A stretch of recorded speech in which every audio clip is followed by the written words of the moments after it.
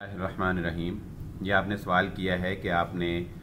Bank से loan लेकर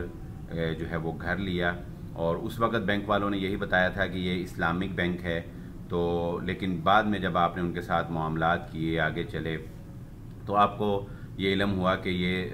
सिर्फ़ नाम का इस्लामी है और इसमें सूद जो है वो शामिल है। तो अब आप ये जानना चाहती हैं कि आया हम जो अभी आपने कंडीशन बयान किया कि आपके पास एक प्लॉट है, सोना है, उसको बेचकर 5-6 माह के अंदर इसको कवर कर लिया जाए या फौरी तौर पर रेंट पे जाकर जो है वो इसको जो है वो सेल आउट किया जाए, जो भी। तो देखिए बहन, पहली बात तो ये कि ये काम करने से पहले इंसान को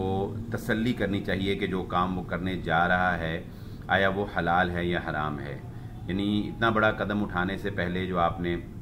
1 करोड़ से ऊपर उनसे लोन लिया, तो वो लोन लेने से पहले जो है इंसान को कोई भी मामला करने से पहले उसकी तहकीक उलमा से मुशावरत या मसले का इल्म जो है वो हासिल करना चाहिए। बाहर सूरत जो हो गया, अल्लाह ताला का ये भी शुक्र है कि चले अल्लाह ताला ने अब जो है वो समझ दी। तो देखिए सूद जो है ये अल्लाह रब्बुल इज़्ज़त से ऐलाने जंग है, अल्लाह और उसके रसूल सल्लल्लाहु अलैहि वसल्लम से ऐलाने जंग है।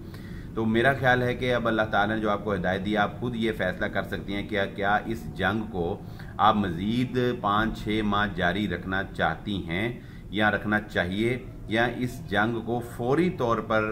हद्दुल वुसा कोशिश करके जल्द अज जल्द ख़त्म कर देना चाहिए। तो कोई भी ऐसा शख्स जिसको अल्लाह रब्बुल इज़्ज़त ने समझ और शऊर दिया हो और हिदायत दी हो, वो यकीनन यही फ़ैसला करेगा कि सूद की इस जंग को जो अल्लाह और उसके रसूल सल्लल्लाहु अलैहि वसल्लम के साथ उसने शुरू की है और मुसलसल जो है वो नाफरमानी में जो है वो वक्त गुजार रहा है, इसको जल्द अज जल्द जो है वो ख़त्म किया जाए। तो जो भी आप असबाब इख्तियार करें, बहरहाल इसको जल्द अज जल्द जो है वो ख़त्म करें।